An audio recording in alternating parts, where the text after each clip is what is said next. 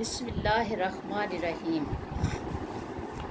سورہ لقمان، اس میں آیت نمبر 5 کا ہم کل ذکر کر رہے تھے، کیونکہ یہ آیت بڑی اہم ہے اس لیے اس کا تذکرہ ضروری ہے۔ وَمِنَ النَّاسِ مَن يَشْتَرِي لَهْوَ الْحَدِيثِ، اور کئی ایسے لوگ بھی ہیں جو کاروبار کرتے ہیں مقصد حیات سے غافل کر دینے والی باتوں کا، لِيُضِلَّ عَن سَبِيلِ اللَّهِ، تاکہ اللہ کے رستے سے بھٹکاتے رہیں، اور اس کے نتائج بڑے خوفناک ہیں۔ وَيَتَّخِذَهَا هُزُوًا، اور اس کا مذاق اڑاتے ہیں۔ أُولَٰئِكَ لَهُمْ عَذَابٌ مُّهِینٌ، تو ان کے لیے بڑا دردناک اور رسوا کر دینے والا عذاب ہے۔ آئیے اس آیت نمبر 6 کا ترجمہ اور تفسیر معلوم کر لیتے ہیں کہ اللہ رب العزت یہاں کیا حکم دیتے ہیں۔ اللہ رب العزت نے جو قرآن پاک میں انسانی زندگی کا تصور پیش کیا ہے، یہ زندگی بڑی قیمتی چیز ہے۔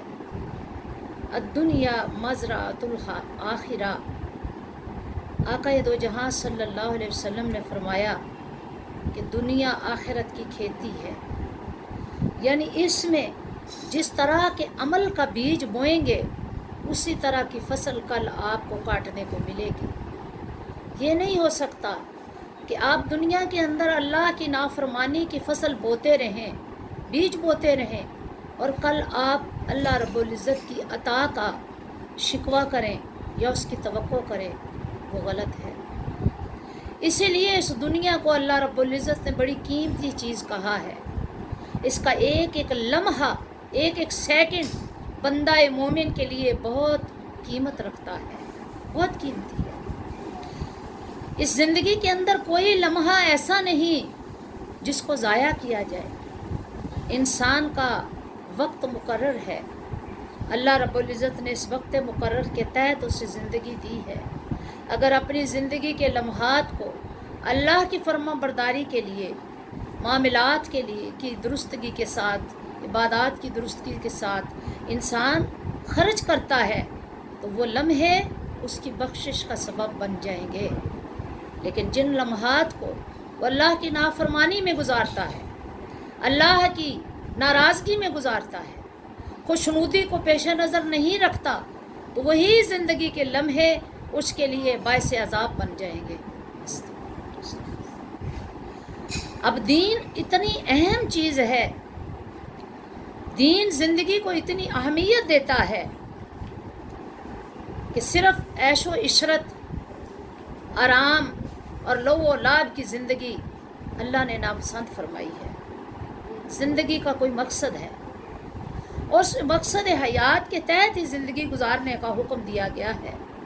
اسی لیے حدیث نبویہ میں ایسے کاموں سے اجتناب کی بار بار تاکید کی گئی ہے جو آپ کو زندگی کے مقصد سے دور لے جائیں۔ اب مسلمان کا مقصد حیات کیا ہے؟ وَمَا خَلَقْتُ الْجِنَّ وَالْإِنسَ إِلَّا لِيَعْبُدُونِ، کہ اے انسانوں، ہم نے جن و بشر کو پیدا ہی اپنی عبادت کے لیے کیا ہے۔ گویا انسان کے معاملات، عبادات، اٹھنا بیٹھنا، چلنا پھرنا، اس کی زندگی کی مصروفیات سب کی سب اگر اللہ رب العزت کی فرما برداری کے رنگ میں ڈھل جائیں گی تو باعث بخشش ہیں۔ اگر اللہ کی نافرمانی کی طرف چلے جائیں گے اور دنیاوی چیزیں، دنیاوی عیش و عشرت، دنیاوی آرام آپ کو اللہ سے دور لے جائیں گے تو یہی لمحات، یہی زندگی، یہی شب و روز بندہ مومن کے لیے باعث مصیبت بن جائیں گے۔ اب آئیے دیکھتے ہیں کہ اللہ رب العزت کے حبیب نے کن کاموں کو لغویات کہا، لا یعنی کہا، فضول کہا، بے مقصد کہا، اور لہو الحدیث سے مراد کیا ہے۔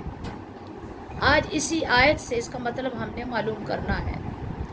ہر وہ بات لہو الحدیث ہے جو اللہ کی عبادت سے اور اللہ کے ذکر سے تجھے غافل کر دے۔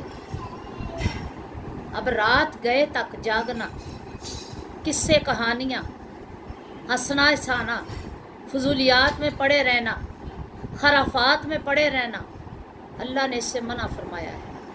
اور اسی کو لہو الحدیث کہا ہے، یعنی ایسی چیز جو آپ کو مقصد حیات سے غافل کر رہی ہے۔ بے شک اللہ تعالیٰ اس چیز کو قطعاً پسند نہیں کرتا کہ بندہ مومن رات کے اوقات کو تعیشات میں گزار دے اور صبح نماز فجر کے لیے اس کی آنکھ ہی نہ کھلے، نماز تہجد اس کی ضائع ہوتی رہے، اللہ کے ذکر و اذکار کے لیے اس کے جسم میں جان نہ رہے، چونکہ وہ رات کو جاگتا رہے گا تو تھکا ہوا ہوگا، تو ایسی حالت میں وہ اللہ کی عبادت کیوں کر سکتا ہے؟ اللہ رب العزت کا سامنے سجدہ ریز کیوں کر ہو سکتا ہے؟ تلاوت قرآن کے ذوق سے کیوں کر فیض پا سکتا ہے؟ اس لیے رات کے جاگنے کو لہو الحدیث یعنی لغویات میں شمار کیا گیا ہے۔ ابھی اللہ رب العزت کا حکم ہے۔ بعض صحابہ کہتے ہیں، جن میں حضرت عبداللہ ابن مسعود، ابن عباس، سعید بن جبیر، یہ لہو الحدیث کی تشریح کرتے ہوئے غنا اور گانے بجانے کو حرام قرار دیتے ہیں۔ اب ایسا گانا بجانا اور غنا جو آپ کو یاد الہی سے غافل کرنے کا سبب بنے، یعنی آپ کے اندر اللہ کی محبت کی بجائے، اللہ کے رسول کی محبت کی بجائے دنیا کی محبت، تعیشات کی محبت، عورتوں کی محبت، اولاد کی محبت، دنیا داری کی محبت، اس کی طرف آپ کا میلان بڑھے، رجحان بڑھے، طبیعت بڑھے، تو اس چیز کو اللہ رب العزت نے لہو الحدیث کہا۔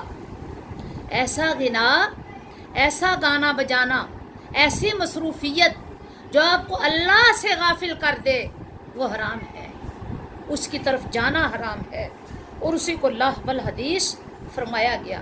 یہ ایسا کیوں کہا گیا؟ جب آقا دو جہاں صلی اللہ علیہ وسلم نے دعوت دین دینا شروع کی، اسلام کی طرف بلانا شروع کیا، دعوت کا آغاز کیا، تو کفار مکہ کی مخالفت شدید ہوتی چلی گئی، حتیٰ کہ قرآن کی طرف سے لوگوں کو دور لے جانے کے لیے وہ طرح طرح کے بہانے بنانے لگے، اب طرح طرح کی مصروفیات میں مسلمانوں کو مصروف کرنے لگے تاکہ وہ اللہ کی دعوت کی طرف کان نہ دھر سکے۔ ایک شخص نضر بن حارث ایک کافر تھا، تجارت کرتا تھا، اس کا کام کیا تھا کہ وہ جب کبھی ایران، عراق یا دوسرے علاقوں کا سفر کرتا تو وہاں سے کچھ ایسے قصے، کہانیاں اور افسانے خرید کر لے آتا، یا یہ موسیقی کے اوزار یا ہتھیار یا آلات وہ لے آتا۔ تو جب کبھی آقا دو جہاں صلی اللہ علیہ وسلم اللہ کا کلام پڑھتے، قرآن سناتے، دعوت حق دیتے، تو وہ آپ کے بالمقابل ایک مجلس اور جما لیتا، اور اس مجلس کے اندر لوگوں کو شرکت کرنے کی دعوت دیتا کہ چھوڑو، اس نبی کی باتیں سن کے کیا کرنا ہے، قرآن سن کے کیا کرنا ہے، یہ جو موسیقی کی محفل میں نے لگائی ہے نا، یہ گانے بجانے کی لگائی ہے، یہ جو میں نے تمہاری تفریح تباہ کا سامان کیا ہے، اس کی طرف آؤ۔ تو گویا قرآن سے بڑھ کر بندہ مومن کی تفریح تباہ کوئی اور نہیں ہو سکتی۔ بندے کا قلب اور بندے کی روح اپنے اندر زندگی کب محسوس کرتی ہے؟ جب وہ اللہ کے قریب ہوتی ہے، اللہ کا کلام سنتی ہے۔ لیکن اس شخص کا کام کیا تھا کہ وہ قرآن کریم سننے کی بجائے اپنی مجلس میں لوگوں کو بلاتا تاکہ لوگ اسلام کی طرف نہ جا سکے، قرآن نہ سن سکے، آقا دو جہاں صلی اللہ علیہ وسلم کے فرامین نہ سن سکے۔ پھر اس نے اور کیا کام کیا؟ ایک تو مجلس اس طرح کی قائم کر لی، دوسرے کچھ عورتیں جو رقص و سرود کرتی، کچھ لونڈیاں جو اپنا جسم ننگا کر کے برائی کی دعوت دیتی اور اللہ کے دین کی طرف سے انہیں برگشتہ کرتی اور پھر مائل کرتی برائی کی طرف۔ جب ایک عورت ایک بے نیم لباس میں، عریاں لباس میں رقص کرے گی تو مردوں کی کثرت وہاں سے کیا اثر لے گی؟ مرد وہاں نیکی کی طرف مائل ہوں گے یا برائی کی طرف مائل ہوں گے؟ استغفر استغفر۔ अब वो औरतें क्या करती कि गाने गाने लगती, रक्स करती, नाचती और हर वो जलील हरकत करती कि जिससे दिल अल्लाह के कलाम के बजाय उनकी तरफ माइल होते। क्योंकि उनका हुस्न भी बहुत होता, हुस्न में दिलकशी बनाओ सिंगार करके आती। इन्हीं के लिए अल्लाह ने कहा फलाहुम अज़ाब मुहीन, तो ऐसे लोगों के लिए बड़ा दर्दनाक अजाब होगा जो दीन की बात सुनने के बजाय लगवियात में पड़े रहें, लाहवल हदीस बुरी बातों की तरफ मुतवज्जो रहें, रातों को जागते रहें, टाइम ज़ाया करते रहें, टीवी को खोल के बैठ गए, फिल्में लगा ली, ड्रामे लगा लिए वक्त गुजारने के लिए, रात का वक्त बर्बाद करने के लिए। अस्तग़फ़िर, आज के दौर में यही कुछ हो रहा है, यही लाहवल हदीस है और ये इस्लाम ने मुतलकन हराम करार दिया है। ऐसी मौसीकी जो आपको अल्लाह की याद से गाफिल करके बुराई की तरफ माइल कर रही है, उस मौसीकी का सुनना हराम है। बंदा मोमिन के रूह की गुज़ा कुरान है, नगमा लाहूती है, न कि दुनिया के गाने जो लौ अलाब की तरफ, बुराई की तरफ और आपके नफ्स को शावत की तरफ ले जाएं। उनके लिए अल्लाह ताला फरमाते हैं कि लोगों में से ऐसे भी हैं कि जिन्होंने ऐसा कारोबार कर लिया कि जो लगवियात था, बुराई की तरफ ले जाने वाला था, जो अल्लाह के दीन से बरगश्ता करने वाला था, तो इन लोगों को खबर नहीं है कि कल क़यामत वाले दिन इनको रुस्वा कुन अजाब दिया जाएगा और उनको सख्त ज़िल्लत की तरफ धकेला जाएगा। अब सूफिया कराम ने यहाँ पे गिनाह की दो सूरतें बयान की हैं। एक वो कि जिसका सुनना किसी हद तक जायज़ है और वो समा है, वो गिनाह है कि जिसको सुनने के बाद, या वो शेर व शायरी है जिसको सुनने के बाद आपका ईमान ताज़ा हो जाए, आपके दिल में आतिश शौक़ भड़क उठे, मोहब्बत रसूल के और मोहब्बत इलाही वो आग जल उठे, वो उजाला हो जाए और आपका दिल करे कि मैं नमाज़ पढ़ूँ, आपका दिल करे मैं कुरान सुनूँ, आपका दिल करे मैं कुरान समझूँ और आपका दिल करे मैं नेक कामों की तरफ अपने आप को लगाऊँ, तो फरमाया वो समा बंदा मोमिन के लिए सुनना जायज़ है। यानी जिससे अल्लाह और उसके रसूल की मोहब्बत का रंग बंदे की रूह पर चढ़ता है, तो वो गिनाह हराम नहीं है। अब वो सारी समा की महफ़िलें जिनमें अल्लाह और उसके रसूल का ज़िक्र होता है, कवाली की महफ़िलें कि जिनमें कवाल अल्लाह और उसके रसूल का ज़िक्र करके बंदा मोमिन की रूह को बेदार कर दें और अल्लाह और उसके रसूल की मोहब्बत आपके सीनों में पुख्ता कर दें, तो वो गिनाह सुनना हराम नहीं है। उन महफ़िल समा में आना, बैठना और सुनना हराम नहीं है। हाँ, मैंने कहा वो गिनाह हराम है, नाजायज़ है कि जिससे आपका नफ्स शहवत की तरफ आए, जिससे आप फिस्को फजूर के अंदर मजबूत हों, यानी औरतों के हुस्न जमाल के किस्से सुनाना, लतीफ़े सुनाना, कि जिससे बंदे का नफ्स उसके कंट्रोल में न रहे, या शराब की या हुस्न की या बुराई की बातें करना। तो ये सारी कबाहतें हैं। अब देखें हमारे हालात क्या है। हम शादियों की महफ़िलें रात को करते हैं, इस्लाम में ये जायज़ नहीं है। आधी आधी रात तक वो गिनाह की महफ़िलें कायम होती हैं, मखलूत महफ़िलें कायम हो रही हैं। शादी पे जो मर्द और औरतें आए होते हैं, क्या वो सारे महरम होते हैं? वहाँ पे औरतों का, बच्चियों का, ख़वातीन का बन संवर के, सज के, बनाओ सिंगार करके जाना, ये भी हराम है। क्यों? कि वहाँ पे नामहरम कितने रिश्ते हैं जिनकी निगाह आपकी तरफ उठती है, जो आपके बनाओ सिंगार को देखते हैं, यकीनन आपके बदन की तरफ भी निगाह उठती होगी। तो ऐसी सूरत में मुफस्सिरीन कहते हैं कि शादी ब्याह के मौके पर اور ایسے مواقع جن میں مخلوط محافل ہیں، عورت کے لیے یہ جائز نہیں کہ بناؤ سنگار کر کے جائے سوائے اپنے محرم رشتوں کے۔ محرم رشتوں میں اس کا شوہر ہے، اس کے بھائی ہیں، اس کے بیٹے ہیں، اس کے بھانجے ہیں یا اس کے بھتیجے ہیں، یا وہ لڑکے جو ابھی بلوغت کی عمر کو نہیں پہنچے۔ اس کے سوا جو رشتے ہیں وہ نامحرم ہیں، اور اگر ایک عورت اس چیز کا خیال نہیں رکھتی تو وہ بھی گناہ گار ہے۔ حضور رحمت عالم صلی اللہ علیہ وسلم اب عید کے دن کتنا بناؤ سنگار کرنا جائز ہے، اور عید کے دن آپ جو محافل میں جاتے ہو، عیدگاہ پہ جاتے ہو، وہاں مرد و زن کا ماحول ہوتا ہے۔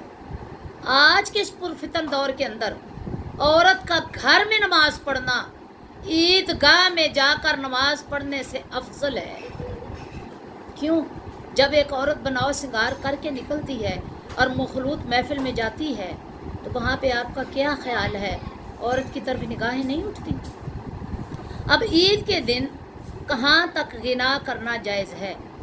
حضور علیہ الصلوۃ والسلام نے فرمایا، جب آپ حضرت صدیقہ رضی اللہ تعالیٰ عنہ کو گھر میں تشریف فرما تھے تو انصار کی کچھ بچیاں آئیں، انہوں نے دف بجا بجا کر، عید کا دن تھا، آپ کی نعت پڑھنا شروع کر دی۔ طلع البدر علینا من ثنیۃ الوداع، یہ والی نعت پڑھ رہی تھی۔ تو آقا علیہ الصلوۃ والسلام اپنے حجرے یا اپنے گھر کے ایک کونے میں بیٹھے دف پر وہ نعت سماعت کر رہے تھے، سن رہے تھے۔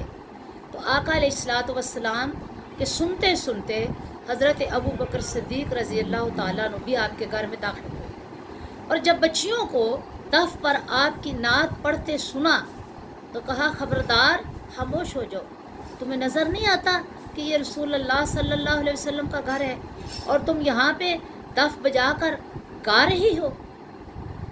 آپ نے نہیں دیکھا کہ رسالت مآب صلی اللہ علیہ وسلم بیٹھے ہوئے بھی سن رہے ہیں؟ تو آقا علیہ الصلوۃ والسلام نے جب دیکھا آپ خاموش ہو گئے، تو آپ نے حضرت ابو بکر صدیق رضی اللہ تعالیٰ عنہ سے مخاطب ہو کے کہا، ابو بکر، انہیں نہ ڈانٹے۔ اپنا رخ انور ان کی طرف پھیرا اور الفاظ کیا کہے؟ حضرت صدیقہ کہتی ہیں، رسول پاک صلی اللہ علیہ وسلم نے فرمایا، دعاہا یا ابا بکر فانہا ایام عید، ابو بکر ان کو منع نہ کرو، ان کو نہ ڈانٹو، کیونکہ ان کا عید کا دن ہے۔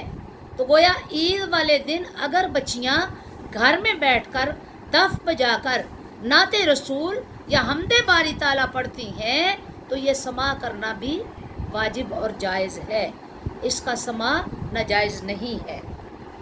یعنی عورتوں اور بچیوں کو گھر میں بیٹھ کر دف بجانے سے بھی کوئی ممانعت نہیں ہے۔ اب آگے ایک دو حدیث بیان کرنا چاہوں گی اور اس کو مکمل کر لیں گے۔ یعنی فسق و فجور کی طرف لے جانے والا سماع حرام ہے۔